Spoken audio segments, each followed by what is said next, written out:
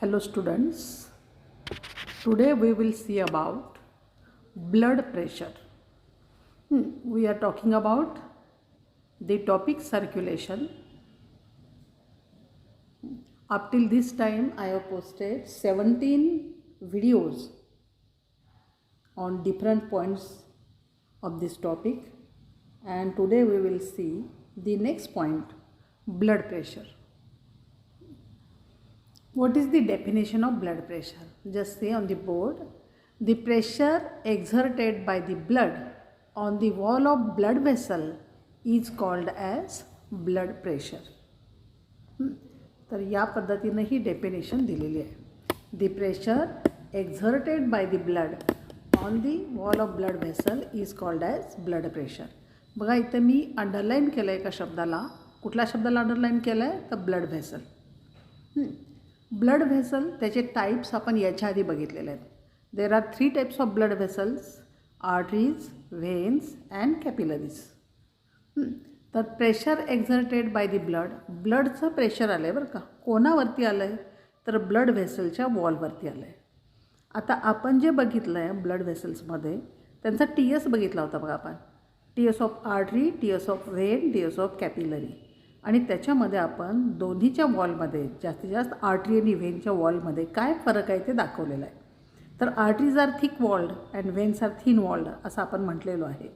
तेव्हा ब्लडचं प्रेशर ज्यावेळी आर्टरीच्या वॉलवरती पडतं त्यावेळी ते आणि व्हेनच्या वॉलवरती पडतं त्यावेळी ते याच्यामध्ये फरक येणार, कारण त्या व्हेसलच्या भित्तिकेमध्ये फरक आहे.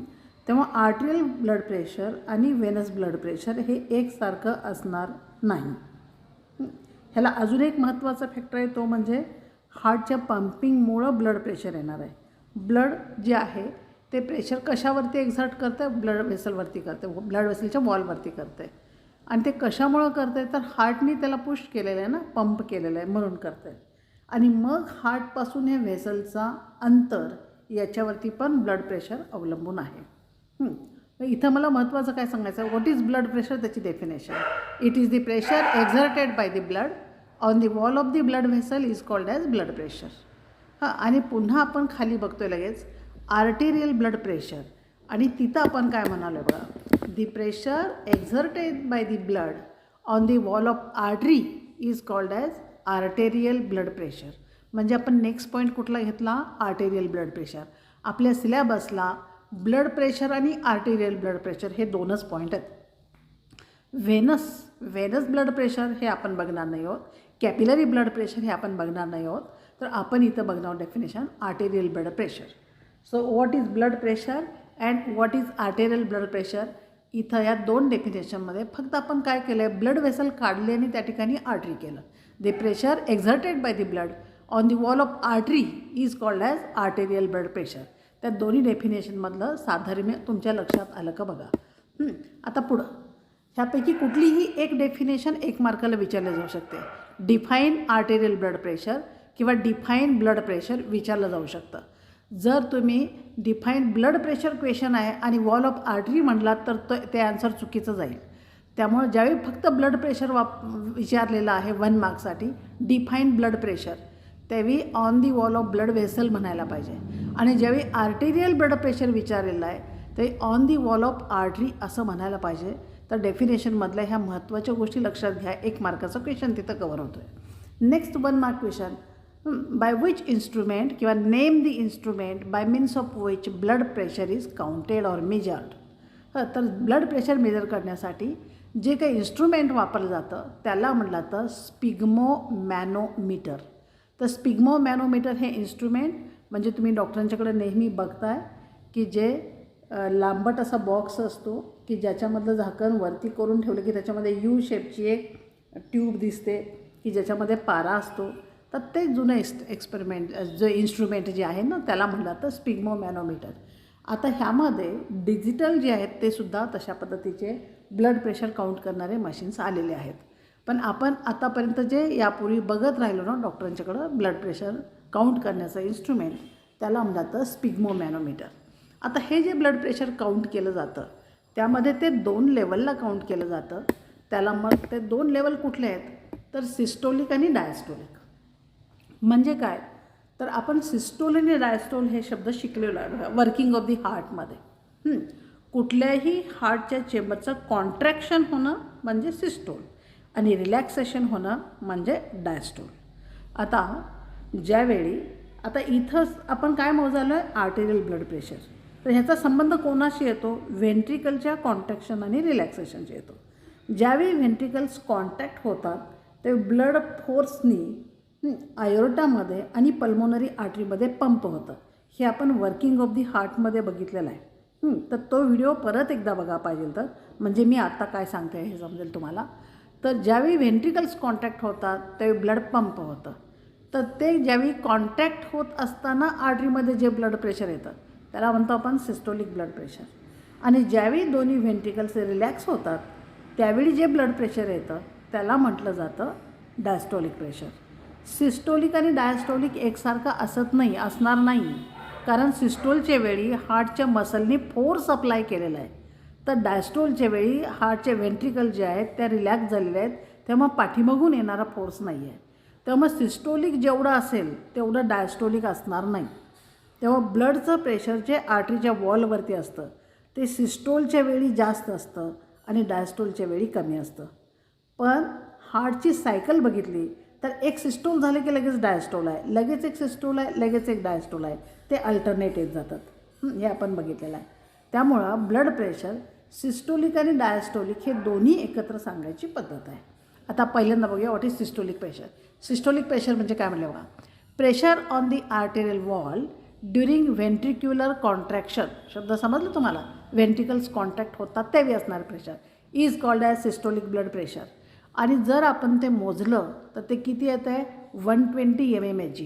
हे कधी आहे 120 mmHg नॉर्मल रेस्टिंग पोझिशनला. ह्याचा अर्थ असा आहे की तुम्ही निवांत पहुडलेले आहात, झोपलेले आहात आणि बाजूला बसून जर तुमचं आर्टेरियल ब्लड प्रेशर मोजलं तर ते 120 mmHg एवढं येतं. सिस्टोलिक प्रेशर 120 mmHg इतकं येतं. अशाच पद्धतीनं डायस्टोलच्या वेळीसुद्धा ब्लड प्रेशर काउंट केलं जातं. तर डायस्टोलिक प्रेशर जे आहे डायस्टोलच्या वेळी काउंट केलेलं डायस्टोलिक प्रेशर ते कसं असतं किंवा कसं येतं बघा. Diastolic pressure on the arterial wall during ventricular काय म्हणलेलं आहे relaxation is called as diastolic pressure. Pressure on arterial wall during ventricular relaxation is diastolic pressure. आणि ते किती सांगितलेलं आहे 80 mmHg. तर कसं आहे बघा की नॉर्मल ॲडल्ट ह्युमन बिईंगमध्ये मॅनमध्ये नॉर्मल ॲडल्ट म्हणालो आपण रेस्टिंग पोझिशनला पोझिशन पण महत्त्वाचे रेस्टिंग पोझिशनला येणारं ब्लड प्रेशर जे आहे हे सिस्टोलिक 120 mmHg असतं तर डायस्टोलिक 80 mmHg असतं. आणि ते दाखवताना निर्देश करताना त्याचा किंवा ते हे दाखवलं जे जातं लिहिलं जे जातं ते कशा पद्धतीने लिहिलं जातं तर पहिल्यांदा सिस्टोलिक लिहिलं जातं आणि त्याच्यानंतर मग डायस्टोलिक लिहिलं जातं. या पद्धतीनं ते लिहिलं जातं सिस्टोलिक आणि डायस्टोलिक. म्हणून मग blood pressure is equal to systolic pressure by diastolic pressure. ते काय म्हटलं लक्षात आलं का बघा. मग सिस्टोलिक प्रेशर हे आधी लिहिलं जातं आणि त्याच्यानंतर डायस्टोलिक लिहिलं जातं आणि म्हणून ते 120/80 mmHg असं आपल्याला म्हणायला लागेल. So blood pressure human blood pressure normal resting पोझिशनला कसं असतं तर 120/80 mmHg म्हणजे काय तेही तुमच्या लक्षात आलं. आता पुढचा एक पॉईंट बघा ह्यामध्ये घेतलेला आहे तो म्हणजे पल्स प्रेशर. आता पल्स प्रेशर म्हणजे काय difference between systolic and diastolic pressure is called as pulse pressure. त्या दोन्हीमधला डिफरन्स मग तो किती येतो आहे नॉर्मली 40 mmHg एवढा येतो. तर 40 mmHg जे आहे ह्याला म्हटलं जातं पल्स प्रेशर. आता महत्त्वाचा पॉईंट आहे हे सगळे जे आहेत ते 1 मार्क क्वेश्चन आहेत. What is blood pressure, what is arterial blood pressure, then which instrument is used to measure the blood pressure. नंतर मग 2 मार्कासाठी काय विचारलं जाईल explain the systolic and diastolic blood pressure. मग तिथं तुम्हाला दोन्हीची डेफिनेशन सांगायला लागेल, दोन्ही नॉर्मली किती येतं ते सांगायला लागेल आणि ते कसं दर्शवलं जातं हे सांगायला लागेल. किंवा कसं येईल की write a note on blood pressure 2 मार्कासाठी येऊ शकतं किंवा त्यापेक्षा जास्तसुद्धा येऊ शकतं. मग याच्यानंतर पुढं काय क्वेश्चन येऊ शकतो पल्स प्रेशरवरती सेपरेट 1 मार्क क्वेश्चन विचारला जाऊ शकतो व्हॉट इज पल्स प्रेशर म्हणून. आणि आता आपण नेक्स्ट बघतोय तो 2 मार्काचा क्वेश्चन आहे what are the factors affecting blood pressure. What are the factors affecting blood pressure. आता फॅक्टर्स अफेक्टिंग ब्लड प्रेशरमध्ये एक लिस्टच दिलेली आहे बघा फॅक्टरची. आणि त्यामध्ये फॅक्टर्स कुठले कुठले सांगितले बघा. एक सांगितलं आहे तो कार्डियक आउटपुट, दुसरा सांगितला आहे तो पेरिफेरल रेझिस्टन्स, तिसरा सांगितला आहे ब्लड व्हॉल्यूम, चौथा सांगितला आहे length and diameter of blood vessel, fifth point कुठला सांगितला आहे viscosity of blood. Next age पण मॅटर करतो. दुसरं जेंडर पण मॅटर करतं ब्लड प्रेशरमध्ये. नेक्स्ट सांगितलं आहे व्हेनस रिटर्न, नंतर स्लीप, इमोशन्स, एक्सरसाइज अँड अनएक्साइटी. तर हे सगळे फॅक्टर्स आहेत, फॅक्टर्स अफेक्टिंग ब्लड प्रेशरमध्ये. आता याच्या आधी आपण कार्डियक आउटपुट म्हणजे काय ते शिकलेलो आहोत. तर cardiac output is directly proportional to blood pressure. म्हणजे काय, कार्डियक आउटपुट वाढला तर ब्लड प्रेशर वाढतं आणि कार्डियक आउटपुट कमी झाला तर ब्लड प्रेशर कमी होतं. तर हे झालं कार्डियक आउटपुटविषयी. हा कसा काउंट करायचा हे सगळं आपण याच्या आधीच्या व्हिडिओमध्ये सगळं बघितलेलं आहे.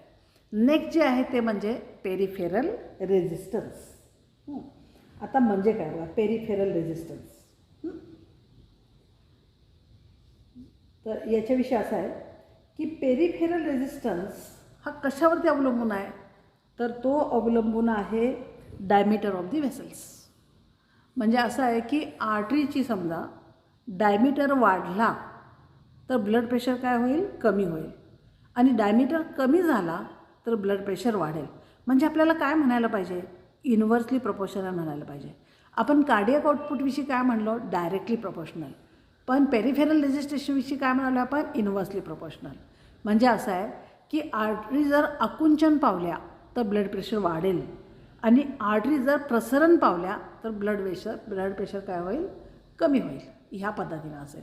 मग ह्या आर्टरीचं आकुंचन आणि प्रसरण कशावर अवलंबून आहे, तर ते काही हार्मोन्सवरती अवलंबून आहे. यापैकी एक हार्मोन जे आहे ना ते आपण 11वीमध्ये शिकलेलो आहे. आणि 11वीमध्ये एक्सक्रिशन ऑस्मोरेग्युलेशन ह्या टॉपिकमध्ये आपण ADH विषयी शिकलो. अँटी डाययुरेटिक हार्मोन, म्हणजे युरिन डायल्यूट होऊ न देणारं, म्हणजे वॉटर रिटेन्शन करणारे किंवा वॉटर ॲब्सॉर्प्शन प्रमोट करणारे हार्मोन ADH. आपण 11वीमध्ये ते एक्सक्रिशन ऑस्मोरेग्युलेशन टॉपिकमध्ये शिकलो होतो. ह्या ADHलाच दुसरं नाव आहे व्हॅसोप्रेसिन. व्हॅसो हा व्हेसलसाठी शब्द आला आणि प्रेसिन प्रेशर वाढवणारं. म्हणजे हे हार्मोन प्रोड्यूस झालं तर काय होतात, आर्टरी आकुंचन पावतात. आकुंचन पावतात म्हणजे प्रेशर वाढणार. तर अशा पद्धतीनं या हार्मोनवरती आर्टरीची काय म्हणजे आपण आतला डायमीटर अवलंबून आहे, आणि त्या डायमीटर किती आहे याच्यावरती ब्लड प्रेशर अवलंबून आहे. या पद्धतीनं आपल्याला म्हणायला लागेल पेरिफेरल रेझिस्टन्सविषयी. नेक्स्ट पॉईंट सांगितला आहे तो म्हणजे ब्लड व्हॉल्यूम. बघा की एखाद्याचा ॲक्सिडेंट झाला आणि ब्लड वेसल एखादी कट झाली आणि ब्लड लॉस झाला, म्हणजे ब्लड व्हॉल्यूम काय झाला, कमी झाला. तर ब्लड व्हॉल्यूम कमी झाला तर BP आपोआपच काय येतो, कमी येतो, ब्लड प्रेशर कमी येतं. त्यामुळे blood volume is directly proportional to blood pressure. Blood volume वाढला ब्लड प्रेशर वाढेल, ब्लड व्हॉल्यूम कमी झाला ब्लड प्रेशर कमी होईल. तर फ्लक्च्युएशन जे आहेत ब्लड प्रेशरमध्ये तर ह्या सगळ्या पॉईंट्समुळे होत आहेत. नॉर्मली किती असायला पाहिजे ते 120/80 mmHg. पण ह्याच्यामध्ये चेंज कोणामुळे होतो ते फॅक्टर आपण बघतो आहे. कार्डियक आउटपुट बघितलं, पेरिफेरल रेझिस्टन्स बघितला, ब्लड व्हॉल्यूम बघितला. नेक्स्ट पॉईंट सांगितला आहे length and diameter of the blood vessel. ह्यापैकी डायमीटर आपण आधीच बघितलं बघा, कशावरती, ADHवरती डायमीटर अवलंबून आहे. डायमीटर वाढला ब्लड प्रेशर कमी होईल, इन्व्हर्सली प्रोपोर्शनल बघितलं आपण. आता राहिला दुसरा पॉईंट म्हणजे लेंथ अँड डायमीटरमधलं डायमीटर बघितलं आहे लेंथ. कसं आहे बघा की तुम्ही हे ऐकलं असेल की अतिलठ्ठपणा अनेक रोगांचं कारण असू शकतं, किंवा अतिलठ्ठपणाबरोबर उच्च रक्तदाब हा येतोच. काय होतं तर जेवढा आपला मास वाढेल, बॉडी मास किंवा काय म्हणूया आपण, जेवढी ओबेसिटी वाढेल तेवढी जशी जाडी वाढत जाते ना तशा त्यातल्या ब्लड व्हेसल पण वाढत जातात. म्हणजेच काय होतं, ब्लड व्हेसलची लेंथ वाढते. मग लेंथ वाढली तर काय होतं, मग त्या टोकापर्यंत ब्लड पोचायला पाहिजे ना. म्हणून मग हार्टकडून थोडंच काय म्हणूया आपण प्रेशरनी ब्लड पंप केलं जातं. यामुळं या व्यक्तीचं ब्लड प्रेशर थोडं वाढलेलं राहतं. हे कशासाठी आहे तर शेवटच्या टोकापर्यंत ब्लड पोचू दे म्हणून. म्हणून वाढलं गेलं. तर ओबेसिटीशी रिलेटेड हा पॉईंट आहे. जेवढी ओबेसिटी जास्त तेवढी length of the blood vessel जास्त, तेवढं ब्लड प्रेशर जास्त, या पद्धतीने. नेक्स्ट एक पॉईंट सांगितला आहे तो म्हणजे विस्कॉसिटी ऑफ द ब्लड. हा पण या पॉईंटच्या बाबतीत पण आपल्याला असं म्हणायला लागेल की directly proportional to blood pressure. Viscosity increased, blood pressure increase. Viscosity decreased, blood pressure decrease. मग आता विस्कॉसिटी कशावरती अवलंबून आहे, तर ब्लडचे बरेच फॅक्टर आहेत. अगदी त्याच्यामध्ये सॉल्टपासून RBC म्हणूया आपण. हा ॲनिमिया झालेला आहे. ॲनिमिया झालेला आहे म्हणजे काय आहे, म्हणजे ब्लडमध्ये हिमोग्लोबिन कमी आहे, म्हणजे RBC कमी आहे. तर जो पर्सन ॲनिमिक आहे त्याच्यामध्ये ब्लडची विस्कोसिटी कमी येणार. विस्कोसिटी कमी आलं की त्याचं ब्लड प्रेशर काय येणार, कमी येणार. म्हणजे नॉर्मलपेक्षा कमी येणार. म्हणजे काय झालं, ते नॉर्मलपेक्षा डेविएट झालं, फ्लक्च्युएट झालं. ह्या पद्धतीने विस्कोसिटीविषयी पण आपण म्हणू शकतो. नेक्स्ट सांगितलं आहे, याच्यानंतर सांगितलं आहे ते म्हणजे एज. एजविषयी काय म्हणता येईल बघा. एजविषयी असं आहे की जसं एज वाढत जातं तसं ब्लड प्रेशर नॉर्मलपेक्षा किंचित वाढत गेलेलं आपल्याला दिसतं. आता ह्याचा कशाशी संबंध आहे, तर याचा एजिंग फॅक्टर जे बाकीचे आहेत ना तसाच इथंही संबंध आहे. म्हणजे असं आहे की तरुण असताना आर्टरी जशा असतात, जितक्या इलॅस्टिक असतात, जितकी तन्यता त्यांच्यामध्ये असते, तेवढी तन्यता जी आहे म्हणजे तेवढं ताणलं जाण्याची शक्ती म्हणूया आपण, ती त्यांच्यामध्ये राहत नाही. ह्याला म्हटलं जातं धमनी काठिन्य. यालाच म्हटलं जातं हार्डनिंग ऑफ ब्लड व्हेसल्स. याला म्हटलं जातं आर्टेरिओस्क्लेरोसिस. हे लक्षात ठेवा हा शब्द. आर्टेरिओस्क्लेरोसिस म्हणजे धमनी काठिन्य. धमनी काठिन्य कशामुळे येतं, तर एजिंगमुळे येतं. जसं वय वाढतं तशी धमन्यांची इलॅस्टिसिटी कमी होते. जसं कानाला ऐकू यायचं कमी होतं, डोळ्यांना दिसायचं कमी होतं, तसं धमन्यांची इलॅस्टिसिटी पण कमी होते. इलॅस्टिसिटी कमी होते म्हणून ब्लड प्रेशर वाढतं. तर ओल्ड एजमध्ये जे वाढलेलं ब्लड प्रेशर दिसतं, नॉर्मलपेक्षा वाढलेलं दिसतं, त्याचं कारण हे आहे की एजिंग फॅक्टर, इलॅस्टिसिटी कमी होणं, त्याला म्हणतात आर्टेरिओस्क्लेरोसिस. नेक्स्ट सांगितलेलं आहे ते म्हणजे जेंडर. जेंडरमध्ये कसं आहे बघा, फिमेल्समध्ये ब्लड प्रेशर मेलच्या मानाने थोडंसं कमी असतं. पण हे कधीपर्यंत, तर मेनोपॉजपर्यंत. आता मेनोपॉज म्हणजे काय, फिमेल जे असतात ना यांच्यामध्ये मंथली सायकल येते बघा, रिप्रोडक्टिव्ह सायकल, ज्याला आपण MC असं म्हणतो. MC म्हणजे मंथली सायकल किंवा मेन्स्ट्रुएशन सायकल. तर ही सायकल साधारणतः 12 वर्षाच्या पुढे येते, 12-13 वर्षाच्या पुढे येते आणि साधारणतः 40-45 वर्षापर्यंत ही मंथली सायकल चालू राहते.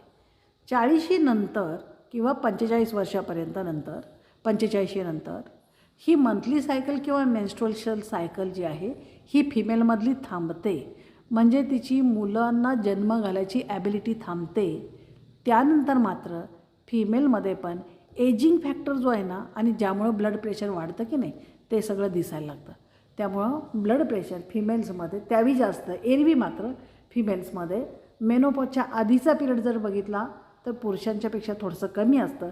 मेनोपॉजनंतर एजिंग फॅक्टर जो आहे तो तिथं येतो आणि मग त्यांच्यामध्ये पण ब्लड प्रेशर वाढलेलं दिसू शकतं.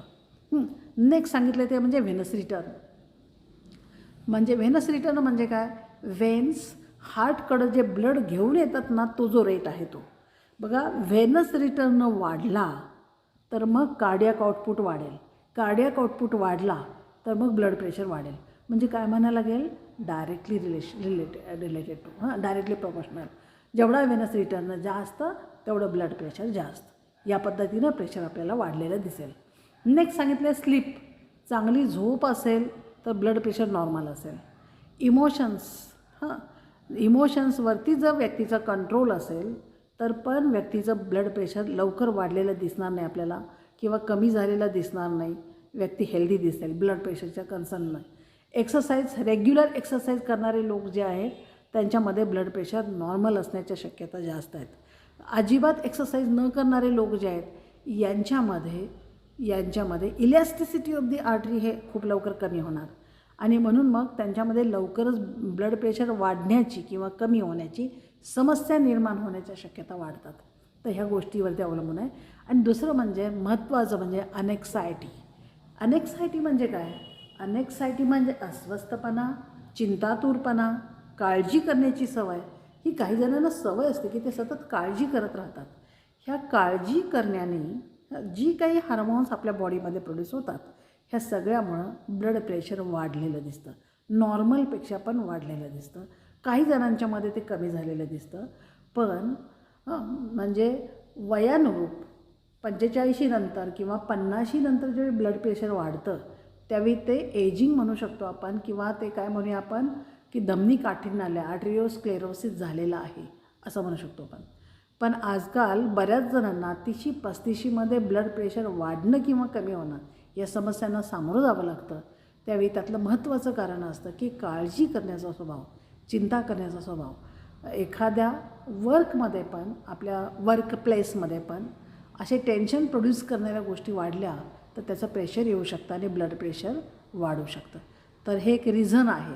आता आपल्या नवीन जीवनशैली जी आहे ना त्याच्यामध्ये अनेक्सायटी हे एक ब्लड प्रेशर इन्क्रीज किंवा डिक्रीज होण्याचं महत्त्वाचं कारण आहे.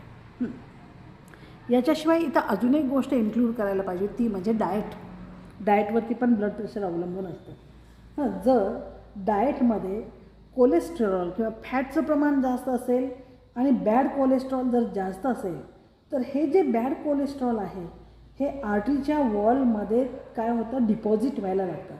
आणि हे आर्टरीच्या वॉलमध्ये डिपॉझिट व्हायला लागलं की आर्टरीची इलॅस्टिसिटी पण कमी होते आणि त्याचवेळी त्यातला ल्युमेन जो आहे तो सुद्धा कमी व्हायला लागतो.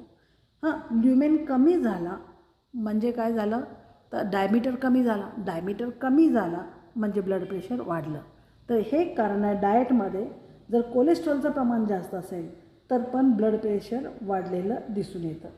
तर ही सगळी रिझन्स आहेत की कशामुळं ब्लड प्रेशर जे आहे ते डेव्हिएट होतं, नॉर्मलपासून डेव्हिएट होतं. मग आता नॉर्मलपासून डेव्हिएट होत असताना नॉर्मलपेक्षा समजा जर ते कमी आलं तर त्याला म्हटलं तर हायपोटेन्शन किंवा त्याला म्हटलं तर लो ब्लड प्रेशर. आणि समजा ते नॉर्मलपेक्षा वाढलं तर मग त्याला म्हटलं तर हाय ब्लड प्रेशर किंवा हायपरटेन्शन. तुम्ही हे 2 शब्द लक्षात घ्या. हायपो म्हणजे लेस आणि हायपर म्हणजे मोर. किंवा हायपो म्हणजे लेस आणि हायपर म्हणजे हाय असा शब्द घ्या. हायपोटेन्शन म्हणजे ब्लड प्रेशर कमी होणं आहे, तर हायपरटेन्शन म्हणजे ब्लड प्रेशर वाढणं आहे.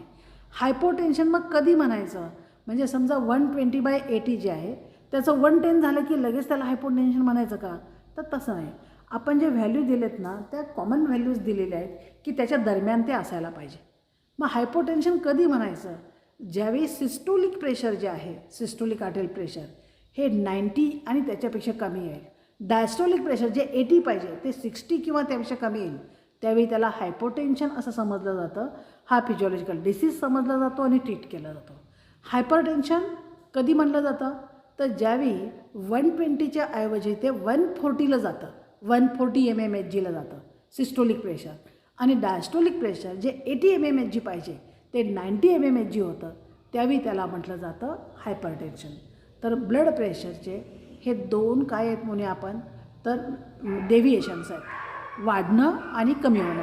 वाढलं तर म्हटलं जातं हायपरटेन्शन, वाढलं तर म्हटलं जातं हायपरटेन्शन, कमी झालं तर म्हटलं जातं हायपोटेन्शन. आता हे जे व्हॅल्यू आहेत हे सुद्धा 1 मार्क क्वेश्चन आहेत. हायपोटेन्शन म्हणजे किती ब्लड प्रेशर असेल तर, हायपरटेन्शन हे किती ब्लड प्रेशर असेल तर. त्यामुळे ह्या व्हॅल्यूज पण तुम्ही लक्षात ठेवा.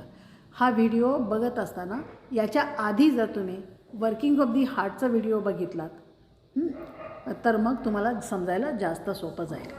Thank you students.